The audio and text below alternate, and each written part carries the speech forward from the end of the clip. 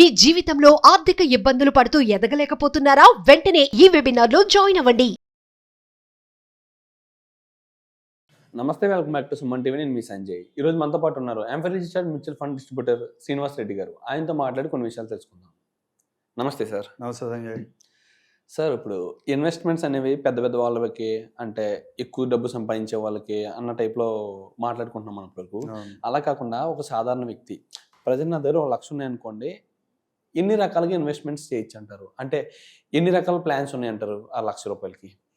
ఎన్ని రకాల ప్లాన్స్ ఉన్నాయంటే నెంబర్ ఆఫ్ ప్లాన్స్. నీకు ఏ రకమైన ప్లాన్ కావాలంటే ఆ రకమైన ప్లాన్ ఉంది. అంటే సార్, ఒక మిడిల్ క్లాస్ వ్యక్తికి ఉపయోగపడేలా ఎన్ని రకాలు ఉన్నాయంటారు? Regulated, unorganised. అన్ఆర్గనైజ్డ్ సెక్టర్లోకి వెళ్తే ఎవరికైనా వడ్డీకి ఇస్తాం, లేదా చిట్టీలు వేస్తాము, లేకపోతే ఇవాళ వచ్చిన లేటెస్ట్ ట్రెండ్లో వీళ్ళు బెట్టింగ్స్, అఫీషియల్ బెట్టింగ్స్ కూడా వచ్చినాయి, వాటిలో ఇన్వెస్ట్ చేస్తారు. వస్తే వస్తాయి, పోతే పోతాయి. అవి కూడా ఇన్వెస్ట్మెంట్స్ అంటారా? అవి కూడా ఇన్వెస్ట్మెంటే. ఓకే, ఇన్వెస్ట్మెంటే. వస్తే రిటర్న్ వస్తే బ్రహ్మాండమైన రిటర్న్ వచ్చేది. నువ్వు రిస్క్ తీసుకుంటేనే కదా నీకు రిటర్న్ వస్తుంది. రిస్క్ తీసుకుంటున్నావు అంటే ఏంటి? జీరోకి వెళ్ళొచ్చు, డబుల్ కూడా వెళ్ళొచ్చు. కానీ మీకు తెలుసో లేదో, ఐపీఎల్ వచ్చిన తర్వాత, లేదా ఆన్లైన్ గేమింగ్స్ వచ్చిన తర్వాత, ఒక విలేజ్ని కనుక నువ్వు రోల్ మోడల్గా తీసుకుంటే, ఆ విలేజ్లో ఎంతమంది ఇన్సూరెన్స్ పాలసీ చేస్తారో, మ్యూచువల్ ఫండ్ కడతారో, లేకపోతే బ్యాంకులు ఎఫ్డీలు చేసుకుంటారో, లేకపోతే ఆల్టర్నేటివ్ ఇన్వెస్ట్మెంట్ చేస్తారో, వాళ్ళందరికంటే కూడా ఈ నెంబర్ ఆఫ్ ఏంటంటే ఆన్లైన్ గేమింగ్ ఆడేవాళ్ళు, లేకపోతే దీంట్లో ఏది ఐపీఎల్లో బెట్టింగ్ చేసేవాళ్ళు ఎక్కువ మంది ఉన్నారు. సార్, మీరు అన్నదా అంటే మీరు ఇన్వెస్ట్మెంట్ పల్లెటూరు అన్నారు చూసారా? అలాంటి పల్లెటూరులో చూసుకుంటే ఇన్వెస్ట్మెంట్ ప్లాన్స్ కన్నా బెట్టింగే ఎక్కువ ఉంది సార్. మేజర్ చూసుకుంటే ఒక 70% వరకు ఆడేవాళ్ళు ఉన్నారు. 70%. చివరికి ఏమవుతున్నారు, ఒక 2 ఇయర్స్ తర్వాత, 1 ఇయర్ తర్వాత వాడు అకౌంట్లో ఏముండదు, 2 ఇయర్స్ తర్వాత పక్కన తీసుకొస్తున్నాడు, చివరికి వచ్చేప్పటికి 2-3 ఇయర్స్ తర్వాత అంత అయిపోతుంది. ఉన్నది కూడా అమ్ముకున్నాడు. అది కూడా ఇన్వెస్ట్మెంట్ ఆప్షనే. కానీ రిస్క్ ఎంత ఉంది, రిస్క్ రివార్డ్ క్యాలిక్యులేట్ చేసుకుంటే, రిస్క్ ఎంత ఉంది, రివార్డ్కి ఛాన్స్ ఎంత ఉంది అనేది క్యాలిక్యులేట్ చేసుకుని ఇన్వెస్ట్మెంట్ చేయాలి. ఓకే సార్, ఇప్పుడు మాకు అవన్నీ వద్దు సార్.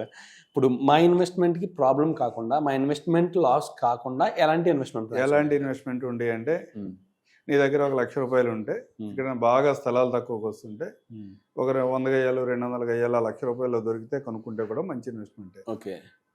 లేదా ఆ 1 లక్ష రూపాయలకి ఏదో గోల్డ్ కొనుక్కుంటే పిల్లలకు ఉంటుంది, 4 రోజుల తర్వాత పిల్లలు పెద్దవాళ్ళు అయ్యేపటికి వాళ్ళకి ఏదో ఆర్నమెంట్ చేయించడానికి ఉపయోగపడుతుంది, నాకు ఏదైనా ఎమర్జెన్సీ వస్తే బ్యాంకులో డిపాజిట్ చేసి నేను లోన్ తీసుకోవచ్చు, దానికి ఉపయోగపడుతుంది అనుకున్నప్పుడు గోల్డ్ కూడా రీజనబుల్ ఇన్వెస్ట్మెంటే. ఓకే.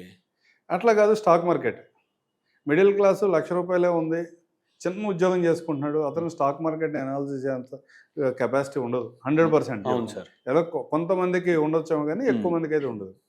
అట్లా కాదు, బ్యాంక్ ఎఫ్డి చాలు, నాకు 7%, 6% వచ్చినా చాలు, నా అమౌంట్ ఎక్కడికి పోకుండా ఉంటుందంటే బ్యాంక్ డిపాజిట్.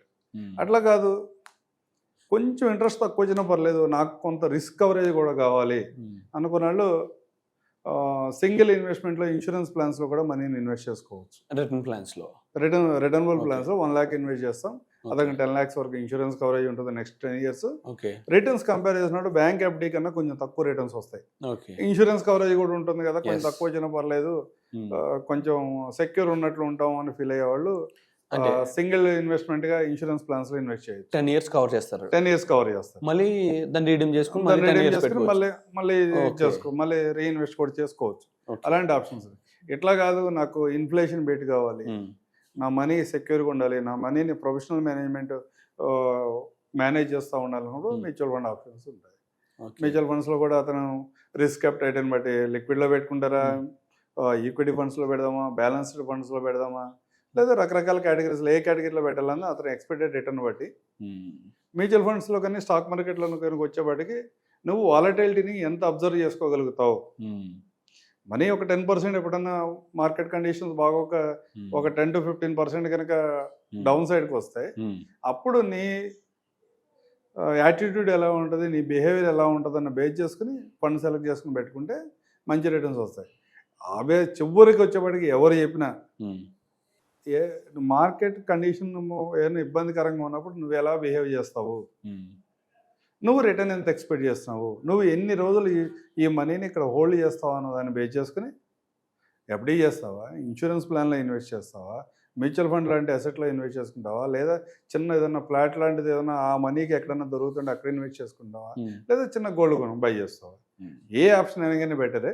కానీ రకరకాల అసెట్స్ అన్నీ కూడా దాని ప్రాపర్టీస్ని బట్టి ఆ టైంను బట్టి టైం ఫ్రేమ్ను బట్టి రిటర్న్ జనరేట్ చేస్తూ ఉంటాయి. మ్యూచువల్ ఫండ్ ఒక్కోసారి బ్రహ్మాండంగా పెర్ఫామ్ చేస్తుంది, కొన్ని సందర్భాల్లో కొన్ని ఇయర్స్ దాంట్లో పెర్ఫార్మెన్స్ ఏమి ఉండకపోవచ్చు. అట్లాగే గోల్డ్ కూడా, అట్లాగే రియల్ ఎస్టేట్ కూడా ప్రతిరోజు పెరుగుతా రాదు. ఒక 2 years అప్ సైడ్కి వెళ్ళిందంటే ఒక 2-3 years స్టాగ్నేట్ అయి ఉంటుంది. అలాంటి సందర్భాలు అన్నిట్లో ఉంటాయి. కానీ ఓవర్ ద పీరియడ్ ఒక 10-15 years క్యాలిక్యులేట్ చేసుకుంటే రియల్ ఎస్టేట్లో 10% రిటర్న్ వర్కౌట్ అవుతుంది, ఎఫ్డీస్లో 6-7% ఇంట్రెస్ట్ వర్కౌట్ అవుతుంది, ఇన్సూరెన్స్ ప్లాన్స్లో వచ్చేప్పటికి 5-6% వర్కౌట్ అవుతుంది, మ్యూచువల్ ఫండ్లో 10-12%, 10-18% వరకు నీ రిస్క్ టేకింగ్ కెపాసిటీని బట్టి మనకు రిటర్న్స్ వర్కౌట్ అవుతూ ఉంటాయి. ఏ స్కీమ్లో ఇన్వెస్ట్ చేయాలన్నది పర్టికులర్ ఇన్వెస్టర్ యొక్క బిహేవియర్ని బట్టి మనం ఫండ్ సెలెక్ట్ చేసుకోవాలి. ఈ 1 lakh రూపీస్ తీసుకుంటే చాలా మంది ఏముందరే 1 lakh కదా ఎక్కడ పెడతాం అని చెప్పేసి బ్యాంక్ సేవింగ్స్ అకౌంట్లో ఉంచేయడం, లేకపోతే బయట వడ్డీకి ఇవ్వడం, ఇలాంటి 2 పనులు సంథింగ్, లేకపోతే బెట్టింగ్ ఆడడం, ఈ 3 పనులే చేస్తుంటారు. అంటే బెట్టింగ్ అని అట్లా మనం వేగ్గా మాట్లాడొద్దు. అంటే అది ఒక సెట్ ఆఫ్ పీపుల్ మాత్రమే బెట్టింగ్లోకి వెళ్ళారు, అందరూ లేరు. అట్లా ఏదో వేగ్గా బెట్టింగ్ చేస్తారు అని చెప్పాల్సిన అవసరం లేదు. అంటే ఎంగేజెస్లో కొంతమంది అంటే ఉత్సాహం అలాంటిది సార్, ₹1,00,000 ఉంటే దాన్ని 10 లక్షలు చేయాలని ఆతృత ఉంటుంది. యాక్చువల్గా బిహేవియరల్ మేనేజ్మెంట్. అవును, పక్కన డాడికి ఎవరికో ₹1,00,000 వచ్చినాయని చూస్తాడు, 5,000 పెడితేనే 1,00,000 వచ్చింది. దాన్ని మనం ఎందుకు ఆ రిటర్న్స్ మనం కూడా ఎంజాయ్ చేయొచ్చు కదా, మనం కూడా ఇన్వెస్ట్ చేయొచ్చు కదా ఆ రూట్లోకి వెళ్తాడు. ఎదుటాడికి వచ్చినాయి అని చెప్పింది వీడు అన్నాడు, కానీ వీడు యాక్చువల్గా చూడలేదు, నిజమాబద్ధం వీడు ఏం తెలియదు, కానీ ఎమోషన్స్ పనిచేస్తున్నాయి ఇక్కడ, కావాలని ఇతను కూడా వెళ్ళాడు. ఇతను వెళ్ళినాక రియాలిటీ నిజానంగా అర్థమవుతుంది, ఇమీడియట్గా అర్థం కాదు కదా. ఈ అర్థమయ్యే లోపల ఏదో జరిగిపోతుంది అనమాట. Thank you sir, thank you very much. Thank you Sanjay.